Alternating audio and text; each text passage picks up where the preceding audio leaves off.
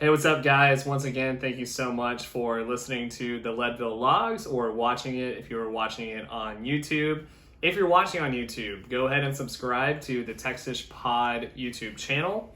If you're listening on Spotify, follow this channel, the Texas Podcast channel. That's where all of these Leadville Log episodes are going to be posted. So many people have already thrown their hat in the ring to help with this whole journey. And I will spend the next year probably thanking all of those people and shouting all those people out.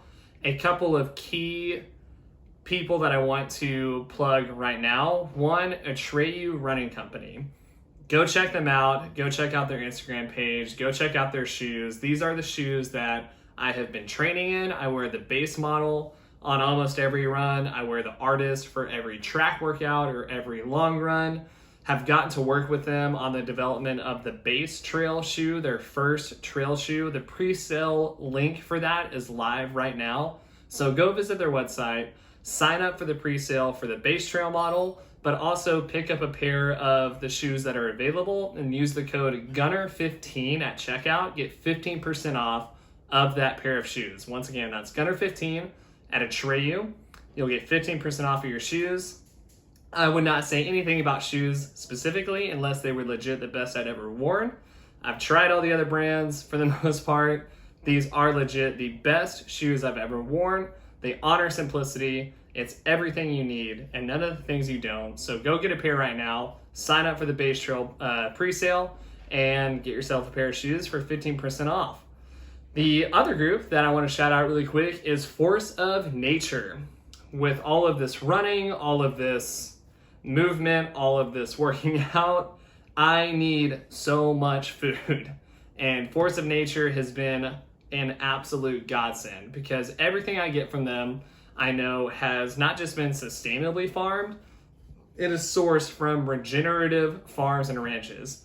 People and ranches that are dedicated to stewarding the earth, stewarding the land, raising animals the right way, and honoring the animal with their death and with sending those provisions to me. I personally love to pick up the ground bison or the ground wild boar. I cook all that up, salt, pepper, throw it in a rice bowl. Their nutrition and all the meat that they have sent me has been keeping me on my feet, feeling energized, feeling great as I add a bunch of miles up to get ready for Leadville. So go check out Force of Nature. And lastly, small hint, this will get bigger as we grow. Good Posterity, a new partner that we're going to begin working with within the next couple of weeks with the Texas Pod and with the Leadville Logs. That's all I can say right now, but I can say there's a special hat in the works, the Gunner hat. Be on the lookout. It's going to be sick. We're excited about this partnership. So check them out on Instagram, Good Posterity. I'll leave that as a teaser right now. Thanks for listening. There you go. Do you ever do that like after the podcast, just like, Yeah. it's over? All right, let's get all this packed up and get ready for the sketch. Sketch. How do you think we should set the sketch up? I think probably we'll do it in there. In there? But we could do it in there, or we could do it against this wall. It'll just be our chest up. Yeah. So like, What do you think will work best? I don't know yet. Cool. Dear Leadville, I've dreamt of you ever since I first read about you. I've felt the sound of Ken Colbert's shotgun ringing in my ear like a siren song for almost a decade. I've envisioned your start line, the trotting headlamps, the cowbells pushing fellow runners along, and the crest of Hope Pass teasing me from afar as I wonder why on earth I signed up for this. Why on earth I've yearned for this. At first, it all felt like a pipe dream, a boyish Tom Sawyer-like adventure. If El Caballo Blanco could do it, why not me? If this is the place where the Tarahumara Indians grew their barefoot legend, how could I not go and check it out? How could I not examine every step that they themselves once took? If this is the beating heart that keeps a sleeping mining town alive, how could I not partake? Over the years, though, my dreams have grown into a mission. For 10 years, I've watched the community around you grow from a bunch of blue-collar hooligans to a wild mix of long-haired vets and brickhouse influencers who think this is a new sport, some new fitness pursuit they discovered completely on their own. And while I want your fame and your wonder to grow, I feel that your reverence and your history will get lost somewhere in the algorithm. So I feel caught in the crossroads between the old guard and the newcomers. I want everyone to feel welcomed into a sport that means so much to so many people.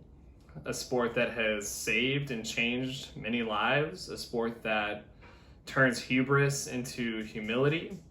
A sport that demands and creates respect.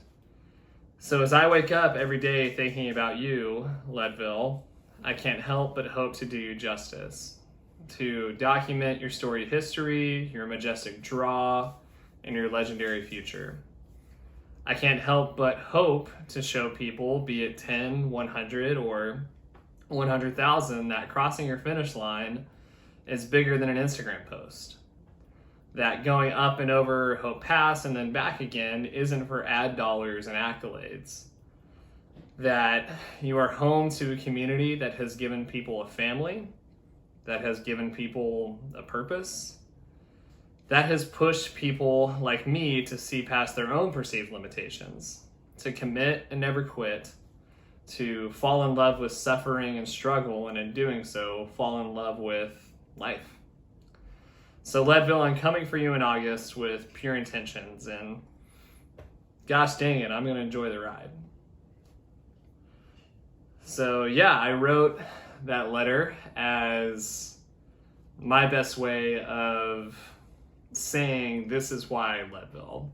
And that's a question I've gotten a lot, as again I keep sharing a little bit more of I am a runner. I'm doing the Leadville 100. People ask, why Leadville? And I want to say there's so much more to this than I just want to go do Leadville. I read about Leadville in Chris McDougall's Born to Run when I was 17, and I think a lot of people read a book like that or read about something like running 100 miles in the mountains and think, oh wow, that's awesome. I could never do that, or I would never want to do that. I read it and latched onto it with this strong feeling of I'm gonna do that. That is what I'm gonna do. I never run more than 30 minutes around the town of Andrews, Texas, but something in my bones made me feel so confident that one day I will run this race. And now, 10 years later, the race has grown quite a bit, which is awesome. But as I get prepared to go run it, I see that there's almost two types of people that are coming into this world now. People who know the history and people who respect the race and respect the distance and respect the many people who have waited in the lottery line for years to even try this. And the fitness influencer who thinks this is the first time anyone's ever thought to drive up to Leadville, Colorado and run this race. Which is why when I found out, hey, there's a way you can qualify for Leadville with a 50K, knowing these are all the feelings that I feel about Leadville, I knew, well, I'm going to run that 50K, I'm going to win it, and I'm going to go do Leadville the right way. And I hate using the word right way because that's probably not entirely true, but to me, at this point with the race growing and the sport growing, I feel like it's important to invite everyone into this for sure, to invite people who have never heard of this to know about it, to, get off the couch and try running ultra marathons. Like, I want people to do that. I just hope that everyone who hears about it understands that this is bigger than just getting likes on social media, that this is bigger than getting to make a video about yourself doing it. So yeah, that's why Leadville. Been dreaming about it for a really long time.